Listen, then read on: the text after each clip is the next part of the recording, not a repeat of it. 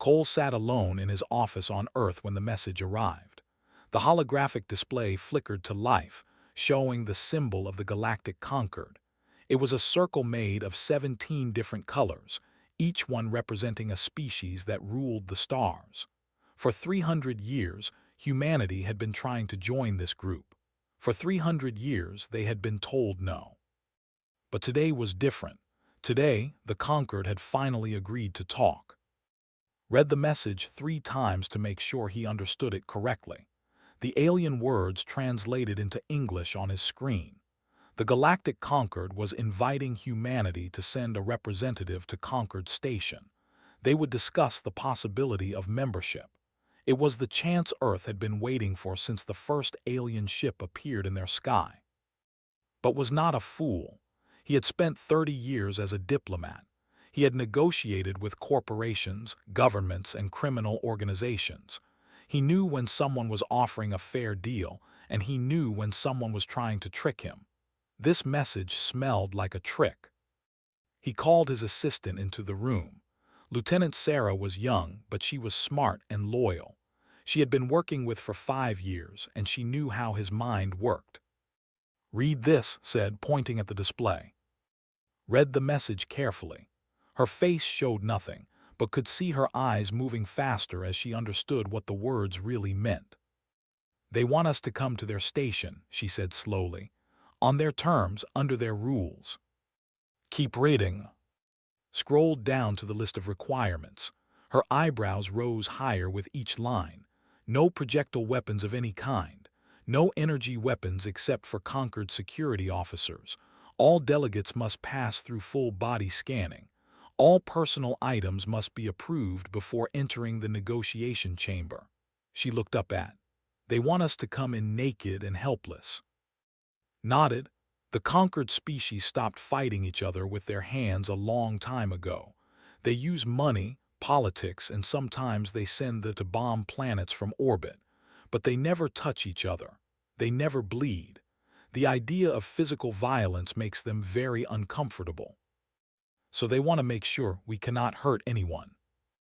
They want to make sure we cannot scare anyone. Stood up and walked to his window. Outside, the city of New Geneva stretched toward the mountains. Flying cars moved through the air like schools of fish. In the distance, a space elevator rose into the clouds, carrying goods and people to the orbital stations. Humanity had come so far in 3 centuries, but in the eyes of the galaxy, they were still children. "The Conquered thinks we are barbarians," continued. "They think we are violent animals who somehow learned to build spaceships. They are afraid of us. That fear is why they kept us out for so long, and that fear is why they are finally letting us in." Frowned. "I do not understand. If they are afraid of us, why invite us now?" "Because we held thee at the outer reaches for 11 years, turned back to face her. Thee are the Conquereds attack dogs. When a species refuses to follow the rules, they come and destroy them. They have conquered 30 species this way. No one has ever stopped them. No one except us. We did not beat them, we just held them back." That was enough. The Conquered realized that humanity cannot be ignored anymore. We are too strong to destroy and too stubborn to give up. So they decided to let us join, but on terms that keep us weak and controlled. Picked up a small device from his desk and pressed a button. The holographic display changed to show the details of the proposed treaty. The terms were insulting. Humanity would get observer status only, which meant they could watch the Conquered make decisions but could not vote. They would have to give up 3-star systems that human colonists had settled. They would have to accept something called cultural integration protocols, which meant alien officials would come to Earth and tell humans how to behave. In exchange, humanity would get access to Conquered shipping lanes and the right to buy alien technology at very high prices. It was not a partnership. It was surrender with extra steps. "We cannot accept this," said. "No, we cannot, but we cannot refuse either. If we say no, the Conquered will use it as an excuse to send thee again. This time, they will not stop at the outer reaches." "Then what do we do?" Smiled. It was not a happy smile. It was the smile of a man who had been playing games of power for 30 years and had learned a few tricks along the way. "We go to Concord Station," he said. "We sit at their table, we follow their rules, and we remind them why they are afraid of us in the first place." Looked confused. "How? They are taking all our weapons." "They are taking our guns and our lasers. They are not taking everything."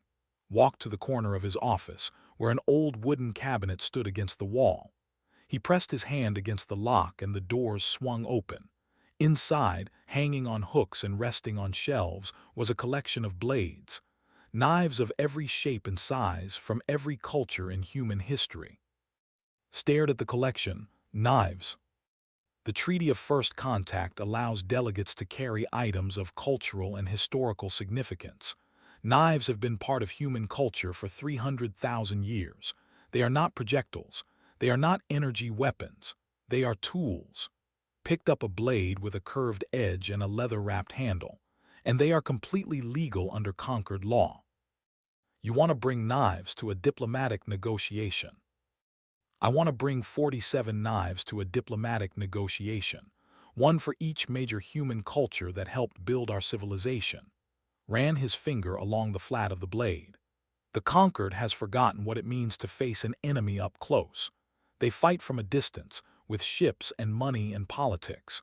They have never looked into someone's eyes and wondered if they would live or die in the next second. He placed the knife back in the cabinet and closed the doors. We are going to remind them. We are going to walk into their station, surrounded by their security under their rules. And we are going to show them that humanity is not afraid, that we never stopped being the creatures who hunted in the dark with nothing but sharp stones and stubborn courage. Was quiet for a long moment, then she nodded slowly. "I will prepare the shuttle," she said, "and I will study the conquered species. If we are going to scare them, I want to know exactly what scares them most." Watched her leave. When he was alone again, he opened the cabinet once more and looked at the blades inside. 47 pieces of metal. 47 pieces of history. 47 reminders that humanity had survived everything the universe had thrown at them for 300,000 years. The conquered wanted to meet the barbarians from Earth. Was going to give them exactly what they expected.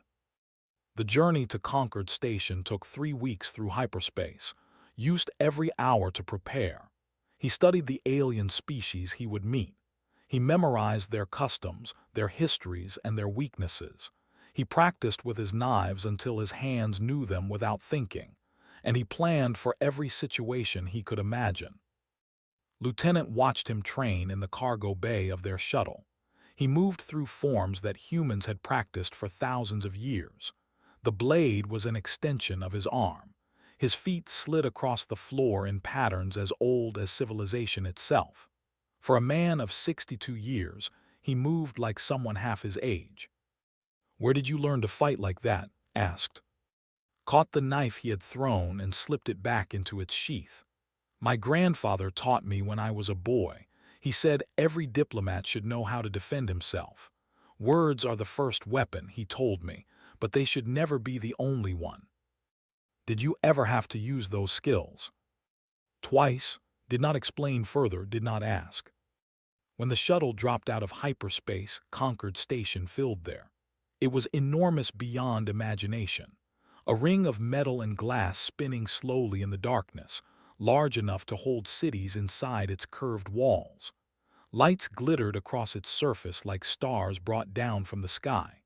Ships of every design moved around it, carrying goods and passengers from across the galaxy. Let out a breath. "It is beautiful." "It is a cage," replied. "A very pretty cage where they keep species that follow the rules. We are about to walk inside and ask them to lock the door behind us." Their shuttle was guided to a docking bay reserved for new arrivals. As the airlock opened, felt the weight of the moment settle on his shoulders. Everything he did from this point forward would matter. Every word, every gesture, every breath would be watched and judged by beings who thought humanity was barely worth noticing. He stepped onto Concord Station with at his side. The welcoming committee was waiting for them. There were 5 aliens standing in a row, each one stranger than the last. The first was a being made of something like living crystal. Its body was tall and thin, with colors moving beneath its transparent skin like oil on water. When it spoke, its voice sounded like wind blowing through glass tubes. Ambassador Cole, I am chosen voice of the harmony. We welcome you to Concord Station. Performed the greeting gesture he had studied. A slight bow, hands pressed together, fingers pointing downward. I thank the Concord for this opportunity. The other delegates introduced themselves. There was a creature that looked like a boulder had learned to walk. It had 4 thick legs and arms made of stone, with glowing orange eyes set deep in its rocky face. There was an Etherian, a being of pure light that floated in the air and spoke directly into his mind. There were 2 others whose species he recognized from his studies, but whose names he could not pronounce. And standing slightly apart from the rest, watching with eyes that reflected no light, there were the Conquered soldiers. They looked like insects grown to the size of humans, with hard shells covering their bodies and blades built into their arms. This one was large, even for its species.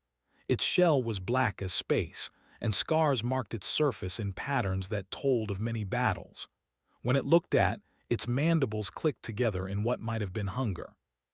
Before you proceed, said, you must pass through security scanning. This is required of all new delegates. Spread his arms. Of course, I have nothing to hide. A security officer stepped forward with a scanning device. The beam of light washed over from head to toe. Almost immediately, the device began making loud beeping sounds. The officer looked at the screen with confusion written across its stone face. Ambassador Cole, you are carrying 47 metallic objects on your person. The welcoming committee went very still. Even the Etherian stopped floating and hung motionless in the air. The stepped forward, its arm blades sliding out from beneath its shell. Moved slowly and carefully. He reached into his formal coat and pulled out a knife. It was a beautiful thing, 7 inches of folded steel with patterns running through the metal like frozen lightning. He placed it on the scanning table with a soft click. Traditional human ceremonial implements, he said calmly. The Treaty of First Contact, Section 4, Paragraph 12, states that delegates may carry items of cultural and historical significance. These are weapons, the growled. Pulled out another knife. This one had a curved blade designed for chopping, from a culture called Nepal on Earth. He placed it next to the first one. These are knives. Humanity has carried blades for 300,000 years. They are tools, they are symbols, they are works of art. A third blade joined the others, this one slim and straight from a land called Japan. Yes, they can be used as weapons, but they are not projectiles. Your own laws make the distinction very clear. Leaned forward, studying the knives with obvious fascination and fear. You bring 47 knives to diplomatic negotiations.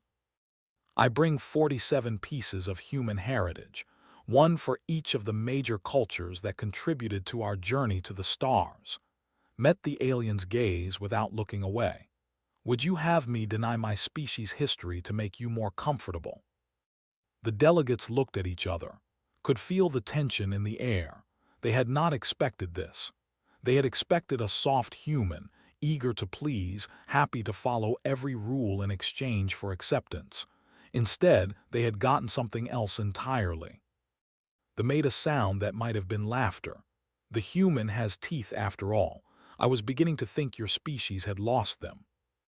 Turn to face the warrior directly. We keep them hidden until they are needed. It prevents accidents. For a long moment, no one spoke. Then the security officer put down his scanning device. The implements do not violate the letter of conquered law. The human may proceed. Gathered his knives with practiced ease. Each one went back to its hidden sheath, tucked into pockets and folds in his clothing that had been designed specifically for this purpose. In less than a minute, he looked like an ordinary diplomat again. Nothing about his appearance suggested he was carrying enough blades to arm a small army. "Shall we proceed to the negotiating chamber?" he asked. Nodded slowly. The welcoming committee turned and began walking deeper into the station, followed with at his side. "That was either very brave or very stupid," whispered. Kept his eyes forward, watching the aliens ahead of them. In diplomacy, those are often the same thing. The important part is what happens next. What happens next? They are going to underestimate us. They always do. They will look at the knives and think we are primitive savages trying to act tough. They will not understand what the blades really mean. What do they really mean? Allowed himself a small smile. They mean that humanity remembers. We remember what it was like to be weak. We remember what it was like to fight for survival with nothing but sharp objects and determination. And we remember that sometimes the most dangerous thing in the universe is not the creature with the biggest weapons. What is the most dangerous thing? The creature that refuses to give up. The creature that keeps fighting when everyone else has surrendered. The creature that carries 47 knives to a peace negotiation, just in case. Touched the blade hidden closest to his heart. That is what humans are. That is what the conquered is about to learn. They walked deeper into the station, surrounded by wonders and watched by suspicious eyes. And Cole, ambassador of Earth, felt the weight of 47 knives pressing against his body like the judgment of history itself. The negotiations had not even started yet. But the first battle had already been won. The negotiating chamber was a circular room at the heart of Concord Station. 17 seats were arranged around a floating table, each one designed for a different species. The seat was a massive stone platform. The Etherian position was simply an empty space where the light being could float. The human seat was small and uncomfortable, clearly added as an afterthought. Sat in it without complaint. He had expected no better. For 3 days, the negotiations followed a predictable pattern. The conquered delegates made demands, listened politely, and asked questions. They explained why humanity should accept observer status, give up territory, and submit to cultural oversight. Nodded and said he would consider their proposals. He had no intention of accepting any of it, but he was not ready to fight back yet. First, he needed to understand the relationships between the species in this room. He needed to know who held real power and who was pretending. He needed to find the cracks in their alliance. On the morning of the 4th day, he found the biggest crack of all. The doors of the negotiating chamber opened, and a new figure walked in. It was but not the one had seen at the docking bay. This one was larger, older, and covered in more scars than any living creature should have survived. Its shell was dark green, almost black, and its eyes glowed with cold intelligence. "Ambassador of the hegemony," announced, and could hear the fear in the alien's glass-wind voice. Did not take a seat. They had no official position in the conquered. They were not members. They were weapons. But everyone in the room looked at the warrior with a mixture of respect and terror. "I have been watching these negotiations," said. His voice was harsh, like metal scraping against metal. "The human is wasting your time." Made a gesture that might have been protest. "The proceedings are following proper diplomatic protocol." "The proceedings are a joke." Walked around the table, his clawed feet clicking against the floor. "The human sits here day after day, saying nothing of substance, agreeing to nothing. He is stalling. He has no intention of accepting your terms." Remained still in his chair. He had expected something like this. They were not known for patience.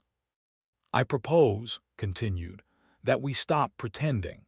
The human delegation should accept the terms offered or face the consequences. The conquered has wasted enough time on this primitive species." Ambassador speaks out of turn, said, but the words were weak. "This is a diplomatic forum.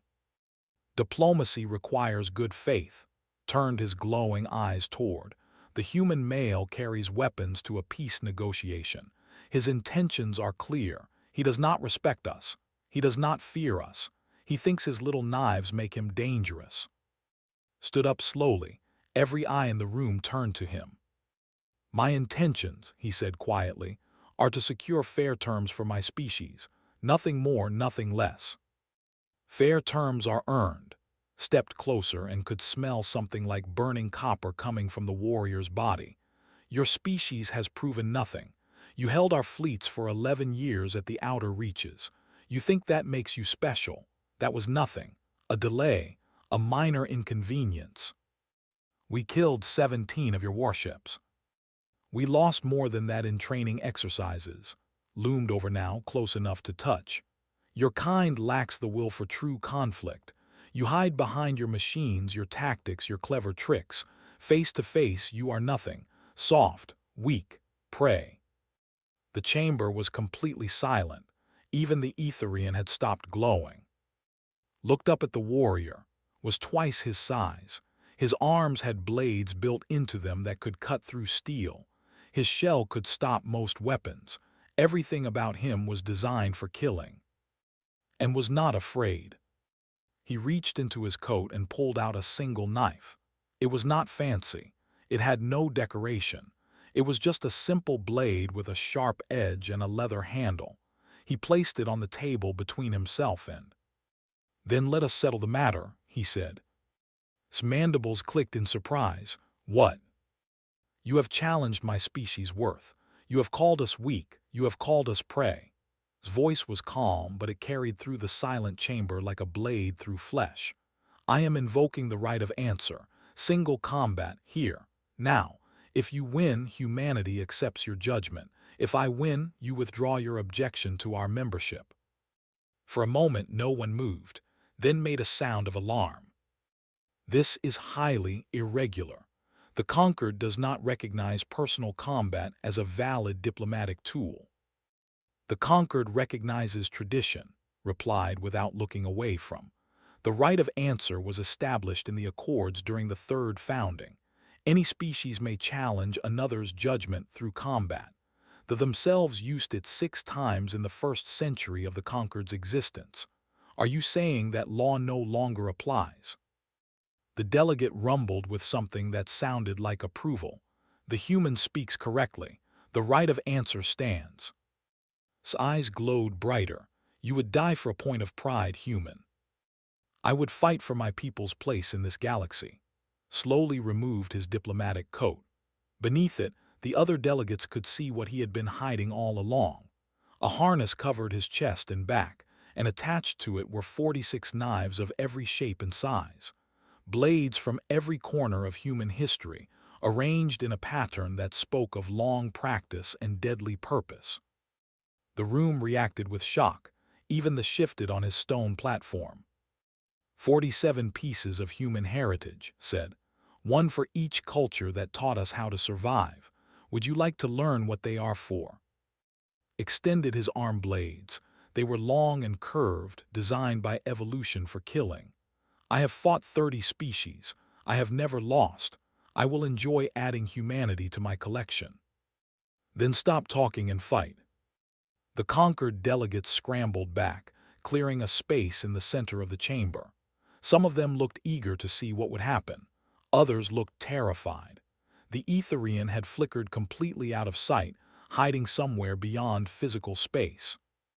Picked up his knife from the table. It felt good in his hand. It felt right. Circled him like a predator studying prey. You are old. You are small. You are soft. What could possibly make you think you can defeat me?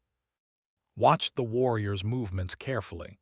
He had studied fighting styles for months. He knew their strengths. He knew their weaknesses. You have been fighting for glory, said. For honor, for the pleasure of victory. That is why you have always won. Your enemies were fighting for the same things. And you, what do you fight for? Remembered his grandfather's lessons.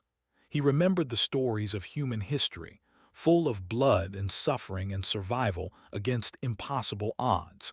He remembered every battle humanity had ever fought, from the first hunt on the African plains to the war at the outer reaches. I fight because if I do not, he said, my species dies.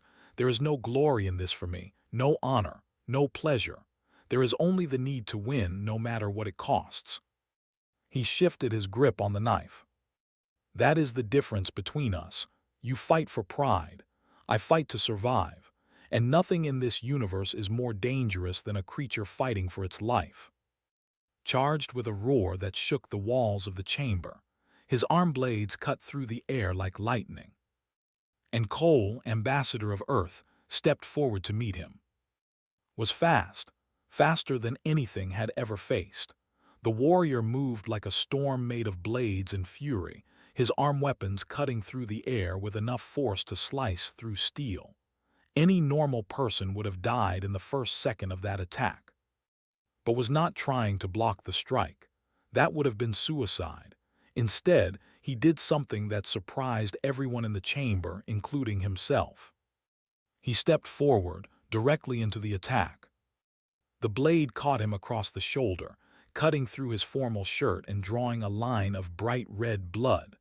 But by moving closer instead of back, had gotten inside this reach. For just a moment, he was too close for those long arm blades to hit him properly. That moment was all he needed. His knife found the joint between thorax and abdomen. They had hard shells covering most of their bodies, but the joints were soft. They had to be, or the creatures could not move. Had spent weeks studying anatomy, memorizing every weak point. His blade slid through the gap and bit deep into the flesh beneath. Made a sound of pain and staggered backward. Green ichor, the equivalent of blood, began dripping from the wound. "Lucky strike," the warrior hissed. "No," circled to the right, a second knife already in his hand. Blood ran down his arm from the cut on his shoulder, but he barely felt it. Studied. Your species favors overhead strikes because you are tall. Your exoskeleton is weakest at the joints, and you have never fought a human up close. Attacked again, faster and more carefully this time. His blades wove patterns in the air, testing defenses. But the human did not try to defend. He kept moving, kept circling, forcing to turn and adjust. The delegates watched in horrified fascination. They had expected the human to die quickly. Instead, they were seeing something none of them had imagined possible. A soft, small creature was fighting one of the deadliest warriors in the galaxy and surviving. Took another cut, this one across his ribs. The pain was sharp and hot, but he had been hurt before. His grandfather had taught him how to fight through pain. You do not ignore it, the old man had said. You use it. Let it remind you that you are still alive. He used it now. As pressed forward, confident after landing the blow, dropped low and swept his knife across the back of the warrior's leg. The blade found another joint, cutting through muscle and tendon. Stumbled, his leg suddenly unable to hold his weight. You fight like a coward, snarled. No honor, no dignity. You run and hide and strike from the shadows. Backed away, giving himself room to breathe. Both of them were bleeding now. The floor of the negotiating chamber was spotted with red and green. Honor is a luxury, said. Dignity is a choice. Survival is a necessity. He pulled a third knife from his harness, holding one in each hand now. I told you, I am not fighting for pride. I am fighting because my people need me to win. I will use every trick, every dirty move, every unfair advantage I can find. That is what humans do. That is how we survived. Survived what? Your world is soft. Your species is young. What could you possibly know about survival? Thought about human history. He thought about the ice ages when his ancestors had nearly gone extinct. He thought about the plagues that had killed millions. He thought about the wars, the famines, the disasters both natural and man-made. Humanity had suffered through all of it and kept going. Everything, he said. We know everything about survival. We have been fighting since before your species existed, not against enemies from space, against our own world, against hunger, against cold, against each other. Every human alive today is descended from 1,000 generations of survivors. We are made of struggle. Charged again, ignoring his injured leg. His attacks were wilder now, driven by rage instead of skill. moved between them like water flowing around stones. He was not strong enough to block the blades. He was not fast enough to match the warrior's speed, but he did not need to be. He just needed to be good enough. Another cut on his arm, another wound on side. They circled each other, both slowing down as blood loss took its toll. The delegates had gone completely silent. Some of them had never seen physical combat before. They watched with a mixture of horror and something that might have been respect. "Why do you not give up?" demanded. His voice was weaker now. "You are hurt, you are tired, you cannot win." "I do not need to win," kept his knives ready, watching for an opening. "I just need to make you lose." "That makes no sense." "It makes perfect sense. If I kill you, humanity has proven itself. If you kill me, you have murdered a diplomatic ambassador in front of the entire Concord. Either way, my people get what they need." Hesitated. For the first time since the fight began, something other than confidence appeared in his glowing eyes. It took a moment to recognize it. Fear. Not fear of death. Warriors did not fear death, but fear of what would happen if he killed. The human was right. Murdering an ambassador would cause problems for the hegemony. The other conquered species would demand answers. There would be investigations, accusations, political consequences.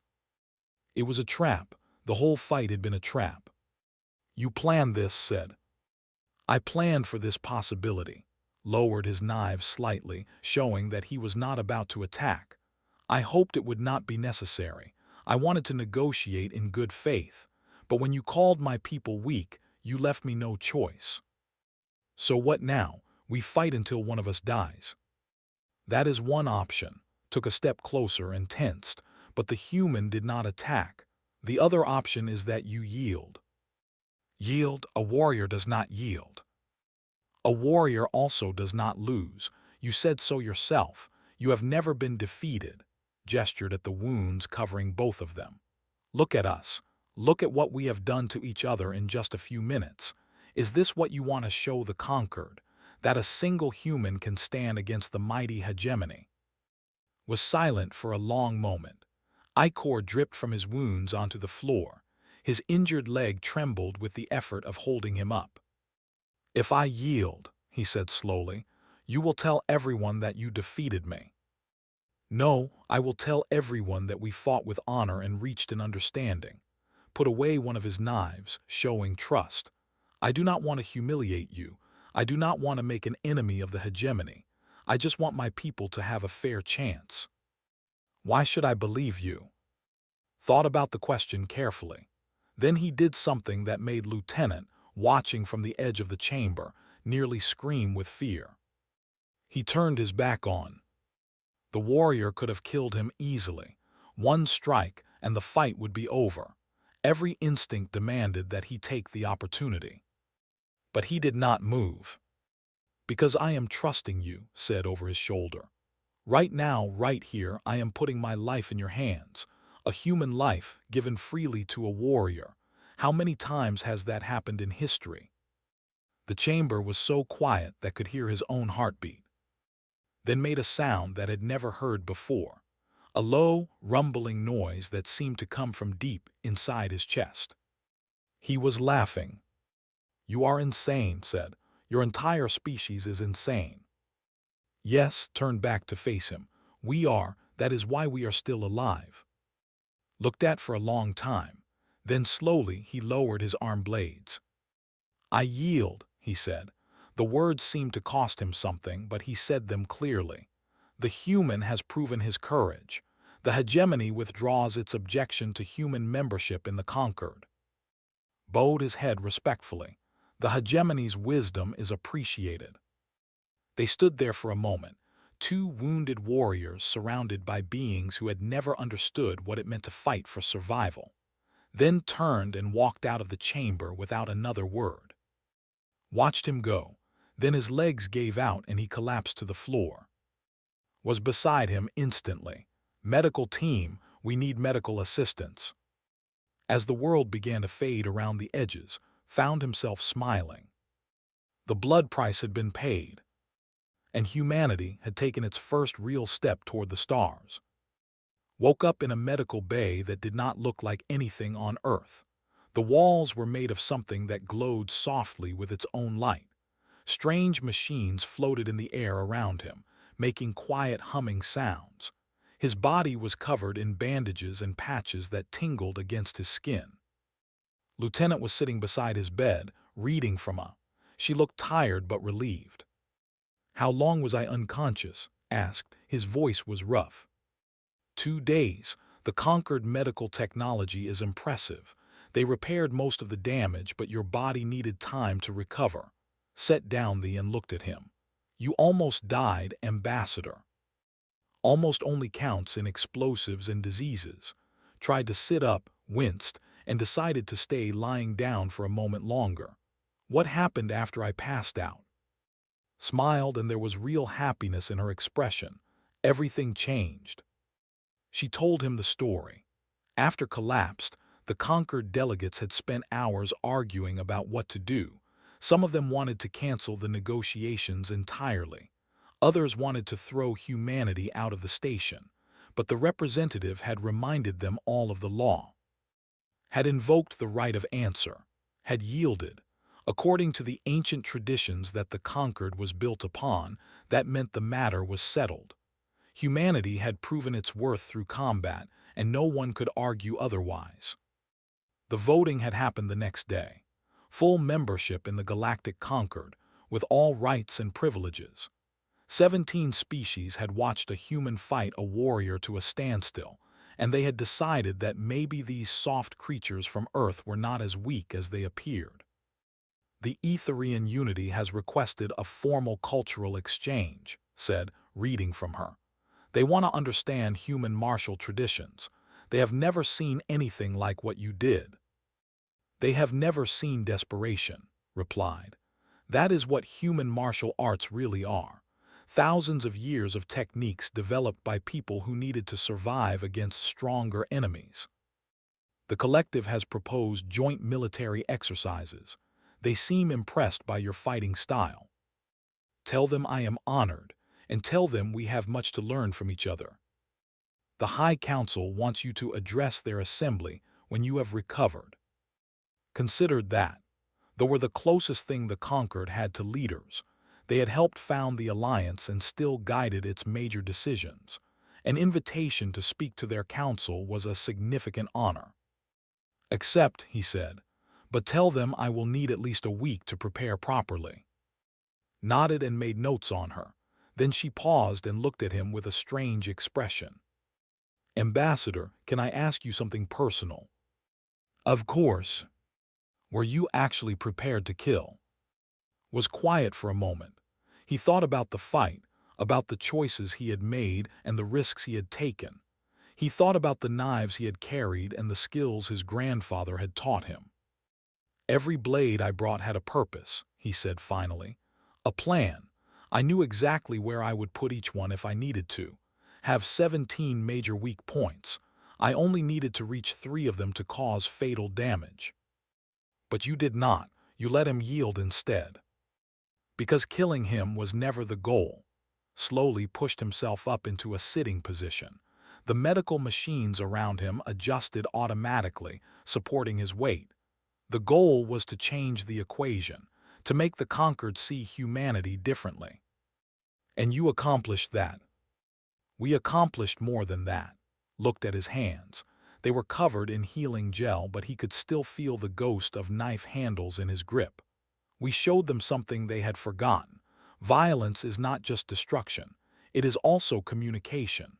A language that every species in the universe understands, whether they admit it or not." Frowned. "That sounds dark." "It is reality. The conquered species like to pretend they have evolved beyond conflict. They use money and politics to solve their problems. But deep down, they still understand power. They still understand what it means when someone is willing to bleed for what they believe." Swung his legs over the side of the medical bed. His body ached, but the pain was manageable. He had felt worse after some of his negotiations on Earth. "When I walked into that chamber with 47 knives, I was sending a message.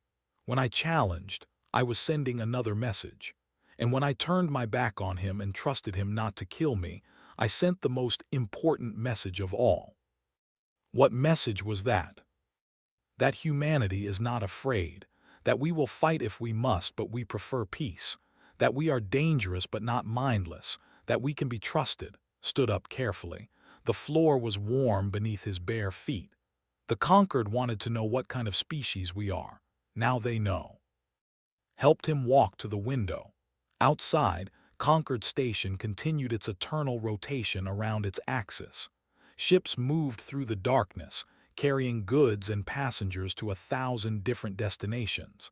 Somewhere out there, beyond the stars, Earth was waiting to hear the news.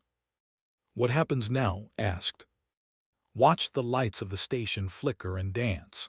Now we build, we make alliances, we learn from the other species and teach them what we know. We become part of the galactic community, not as beggars asking for scraps, but as equals demanding respect. That will take time. It will take generations, maybe centuries, but we have proven that we belong here. That is the foundation. Everything else can be built on top of it. A chime sounded, and a holographic display appeared in front of them. It showed a document written in 17 different languages. At the bottom, there were spaces for signatures. The Treaty of Human Inclusion read, "Ready for formal ratification." Looked at the document.